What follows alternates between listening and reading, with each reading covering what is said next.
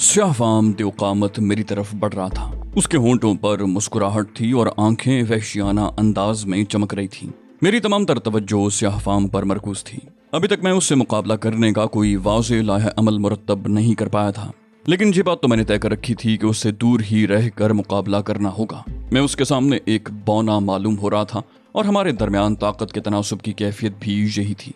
वो आहिस्ता आहिस्ता मेरी तरफ बढ़ रहा था, मैं भी उसी रफ्तार से पीछे हट रहा था और हमारे दरमियान फासला बरकरार था। फिर पीछे हटते हटते मैं दीवार से जा लगा। मजीद पीछे हटने की तो गुंजाइश नहीं रह गई थी।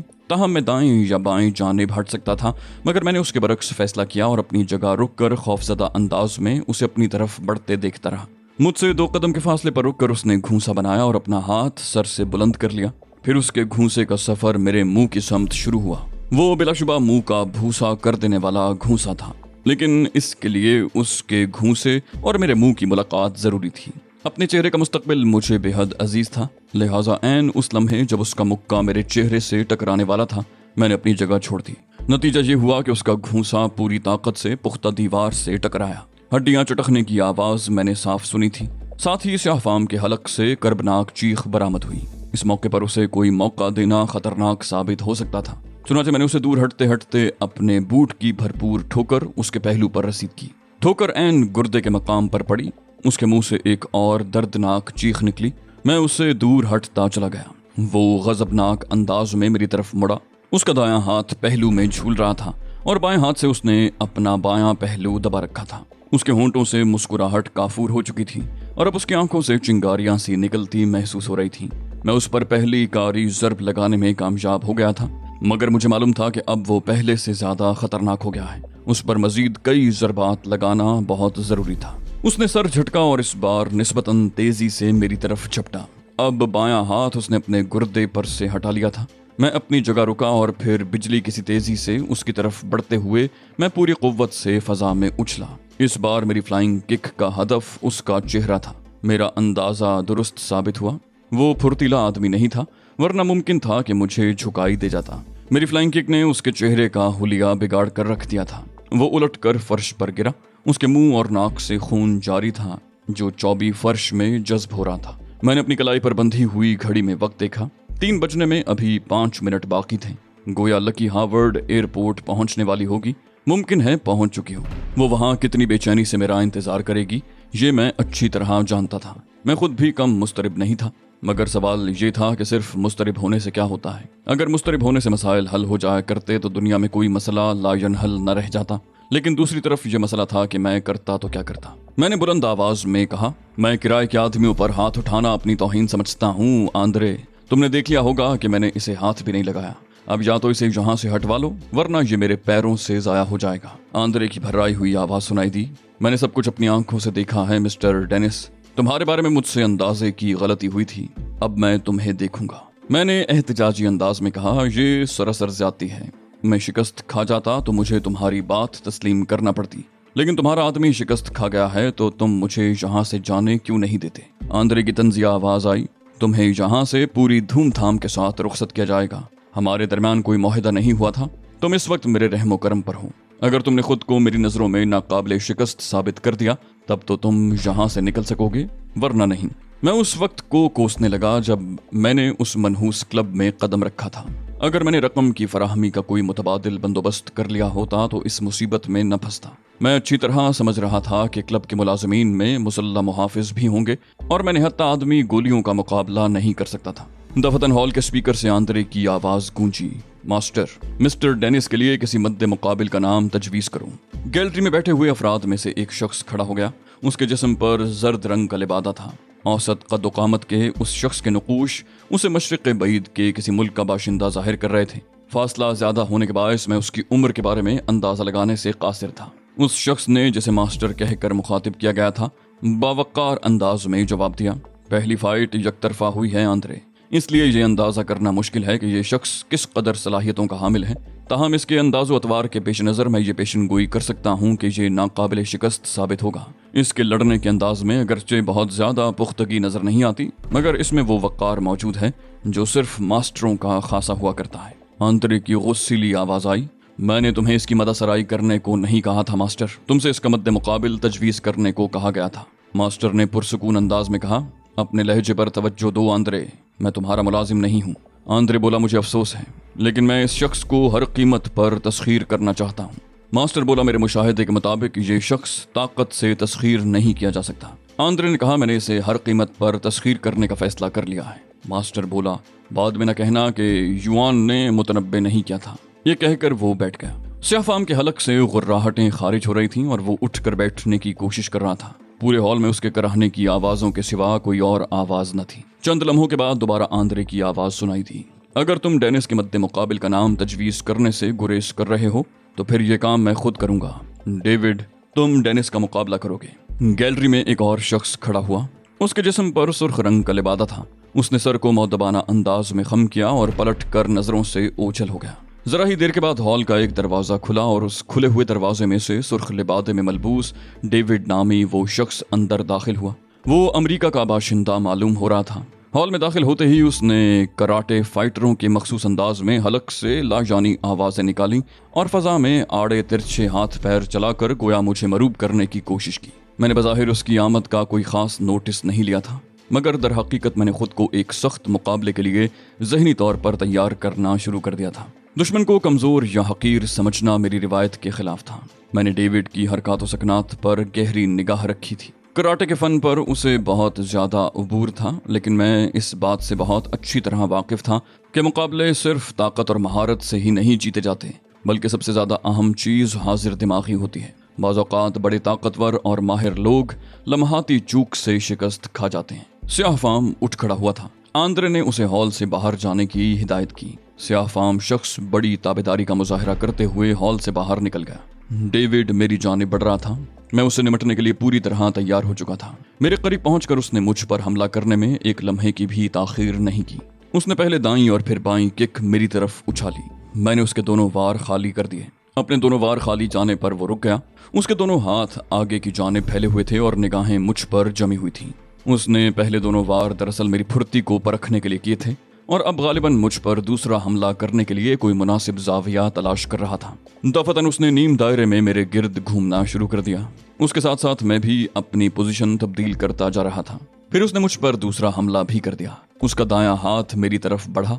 उसकी खड़ी हथेली का निशाना मेरी हंसली की हड्डी थी। उसका हाथ ऊपर से नीचे की जानिब गिर रहा था। इस वार से बचने के लिए मुझे हर कीमत पर पीछे हटना था। दाएं या बाएं हटकर वार खाली देने की कोशिश मुझे खासी महंगी पड़ सकती थी। एक लम्हे के 1000वें हिस्से में ये बात मेरी समझ में आ गई कि दाएं या बाएं झुकाई देने की सूरत में मैं उसके हथेली के वार से तो बच जाऊंगा, मगर उसके साथ ही वो मुझ पर दूसरा हमला करेगा, जो वो उसी जानिब वाली टांग से करेगा जिस जानिब मैं हटूंगा, और दूसरे हमले से बचना मेरे लिए नामुमकिन हो जाएगा। मैंने फुर्ती से एक कदम पीछे हटकर उसका मोहलक वार खाली दिया। उसकी आंखों में लम्हाती हैरत का तासुर नजर आया। फिर उसने मुझ पर ताबड़तोड़ हमले करना शुरू कर दिए। मैं इंतहाई फुर्ती का मुजाहिरा करते हुए उसके हर वार से बच रहा था। वो मुझे छूने तक में कामयाब नहीं हो पा रहा था। हॉल में उसके मुंह से निकलने वाली लाजानी आवाजें और कदमों की धमक गूंज रही थी। मैंने उस पर जवाबी हमले से गुरेज किया। मैं उस पर कोई ओछा वार करने से बचना चाहता था। मुझे उस पर वार करने के कई मौके मिले, मगर मैंने वो मौके जानबूझकर जाया कर दिए। डेविड मुझ पर झपट झपट कर हमले कर रहा था। गालिबन ये उसकी जिंदगी में पहला मौका था कि ना तो उसके हरीफ ने उस पर हमला किया था और ना वो खुद ताबड़तोड़ हमलों के बावजूद हरीफ को कोई नुकसान पहुंचा पाया था। यही वजह थी कि रफ्ता रफ्ता उसके अंदाज में झल्लाहट पैदा होती जा रही थी। उसने कराटे के बुनियादी उसूल नजरअंदाज करना शुरू कर दिए और अब उस पर बस यही धुन सवार थी कि जैसे भी हो मुझे कोई एक ही ज़र्ब लगा दे। बिलाखिर वो मौका आ गया जिसकी मुझे तलाश थी। उसने दाएं हाथ की खुली हथेली और उंगलियों से मेरे चेहरे पर कारी ज़र्ब लगाने का फैसला किया। उसका हदफ मेरी आंखें थीं। उसके अंदाज से मैंने महसूस किया कि ये उसकी आखिरी कोशिश है और उसके बाद मुमकिन है वो कराटे को एक तरफ रख कर मुझसे बराह रास्त लिपट पड़ने की कोशिश करे। उसके दाएं हाथ की अकड़ी हुई उंगलियां मेरे चेहरे की समत बढ़ रही थीं, मगर उसने अपने दिफा को नज़रअंदाज कर दिया था। उस वक्त उसका पूरा जिस्म मेरे लिए एक आसान हदफ था। मैं जहां चाहता वार करता। वो अपने बचाव की पोजीशन में नहीं था। मुझे बस ये करना था कि उसके वार से खुद को बचाते हुए फौरी तौर पर उस पर जवाबी हमला कर बैठूं। अभी उसका हाथ मेरे चेहरे से चंद फुट के फासले पर था कि मैंने 2 कदम पीछे हट कर जिस्म को मुतवाजिन किया और उस पर फैसला कुन ज़र्ब लगाने के लिए खुद को तैयार कर लिया। ये ज़र्ब मुझे अपनी दाईं टांग से लगाना थी। मैंने दाएं पैर को हरकत दी। मेरी टांग सामने की जानिब बिल्कुल सीध में उसके जिस्म की जानिब बुलंद हो रही थी। डेविड के हाथ को तो अपना हदफ न मिल सका, मगर मेरी टांग ने अपना हदफ तलाश कर लिया। भरपूर कुव्वत वाली किक डेविड की ठोड़ी के नीचे पड़ी थी। थोड़ी सी तकरीबन 2.5 इंच नीचे लगने वाली ये किक इंतहाई मोहलक साबित हुई। मेरे बूट की टो ने उसकी सांस की नाली फाड़ दी। जर्ब मुकम्मल होते ही मैंने खुद को दाएं जानिब चौबी फर्श पर गिराया और फिसलता हुआ उससे दूर हो गया, वरना उसके हलक से निकलने वाली खून की फुहारें मुझे तरबतर कर देती। डेविड की आंखों में नाकाबिल यकीन हैरत के तासुरात थे। उसके हलक से खरखराहट के साथ धारों की सूरत में खून भी उबल रहा था। उसने अपना हलक फटा हुआ होने के बावजूद गर्दन घुमाकर बड़ी बेयकीनी से मुझे फर्श पर फिसल कर दूर जाते देखा। मुझसे मुकाबले के दौरान जो कुछ हुआ वो उसके लिए हद दर्जे नाकाबिल यकीन था। फिर डेविड के चेहरे पर कर्ब के तासुरात नमूदार हुए और उसके साथ ही उसके दोनों हाथ हलक पर पहुंच गए। ये जिंदा रहने की एक नाकाम सी कोशिश थी।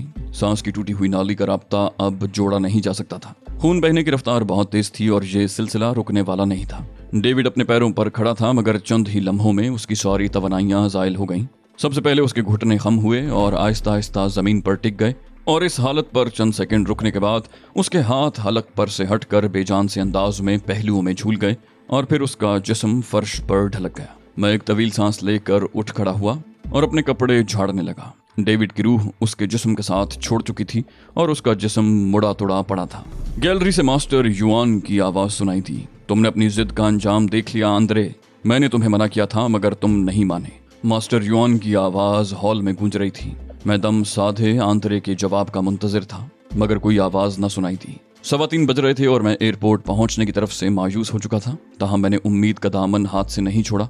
मास्टर युआन मेरी तरफदारी कर रहा था और वो मेरे लिए डूबते को तिनके के सहारे की मानंद था। मास्टर युआन ने तंजिया लहजे में कहा, बोलते क्यों नहीं आंद्रे? तुम्हें सांप क्यों सूंघ गया है? स्पीकर से आंद्रे के खनकारने की आवाज आई। ये मुकाबला हरफ आखिर तो नहीं था मास्टर। उसकी आवाज भर्राई हुई थी। मास्टर ने कहा, क्या मतलब?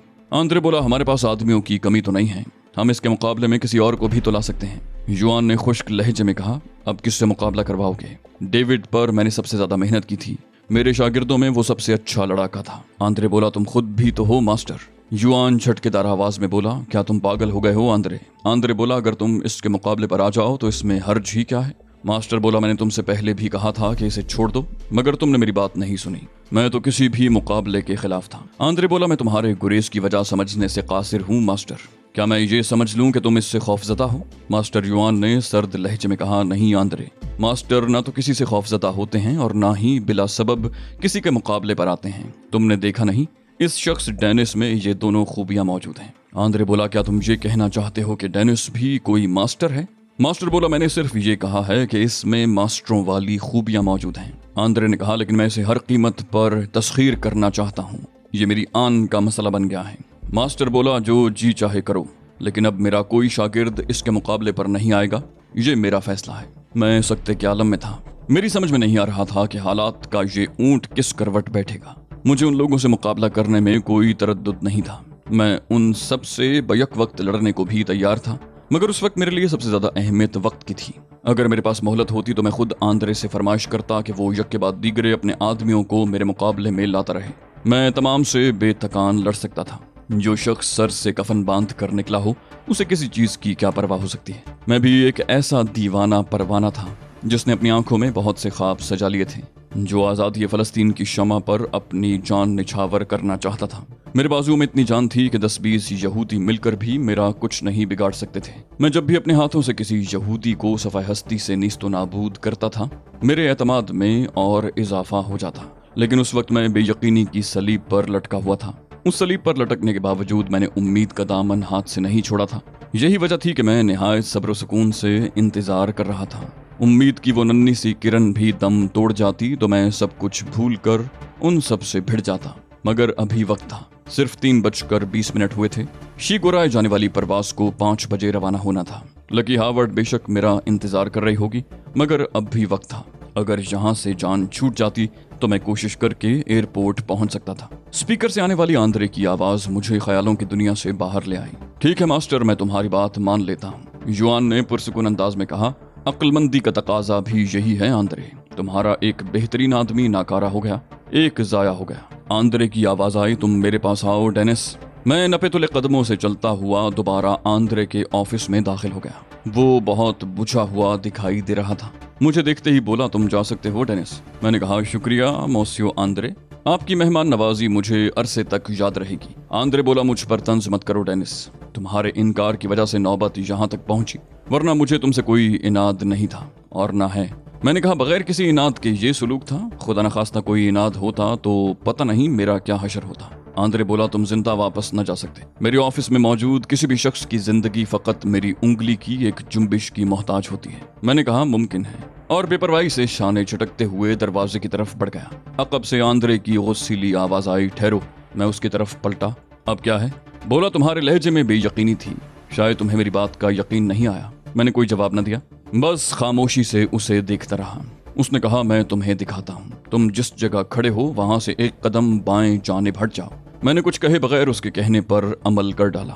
उसने कहा, ये देखो, और उसके एक हाथ ने मेज के नीचे हरकत की।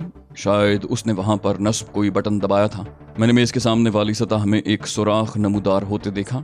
उस सुराख से हल्की सी आवाज के साथ एक फायर हुआ और फिर फौरन ही मेज की सतह बराबर हो गई। गोली ऐन उस जगह से गुजरकर अकबी दीवार में पैवस्त हो गई थी जहां चंद लम्हे कबल मैं खुद खड़ा हुआ था। अगर मैं वहीं मौजूद होता तो वो गोली मेरे जिस्म में दिल के मकाम पर पैवस्त हुई होती। मुझे झुरझुरी सी आ गई। उसने कहा, तुमने देखा, अगला फायर उस मकाम पर भी हो सकता है जहां तुम मौजूद हो। मैंने हैरत से पलकें झपकाते हुए कहा, तुम्हारा फलसफा मेरी समझ से बालातर है। आंद्रे बोला, इसमें फलसफा कुछ भी नहीं है, ये तो कारोबारी बातें हैं। मैंने तुम्हें एक पेशकश की थी, तुमने उसे कबूल करने से इनकार कर दिया, जिस पर मैंने झुंझुलाकर तुम्हें जेर करने के लिए ये सब कुछ किया। मुझे तुमसे अब भी कोई दुश्मनी नहीं है।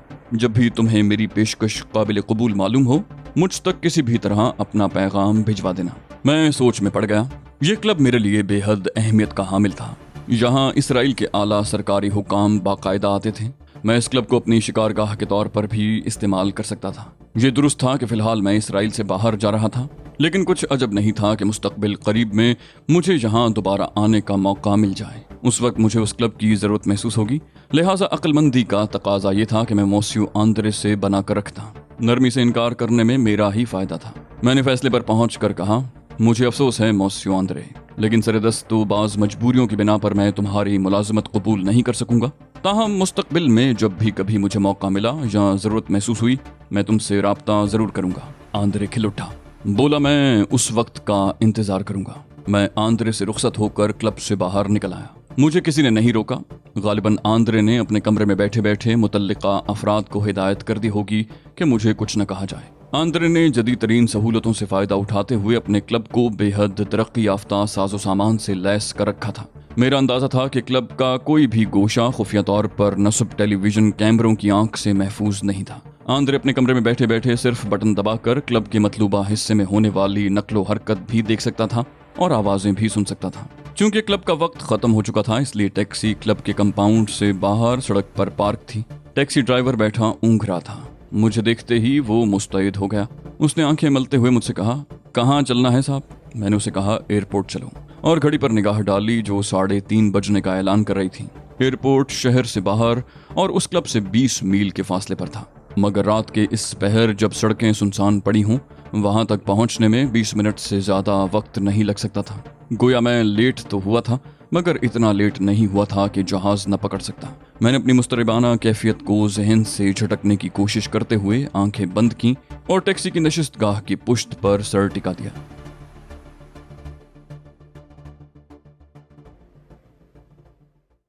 तो दोस्तों, ये थी हमारी आज की एपिसोड। उम्मीद करते हैं आपको हमारी कहानी पसंद आई होगी। जाने से पहले इस वीडियो को लाइक कीजिए और शेयर करना मत भूलिए।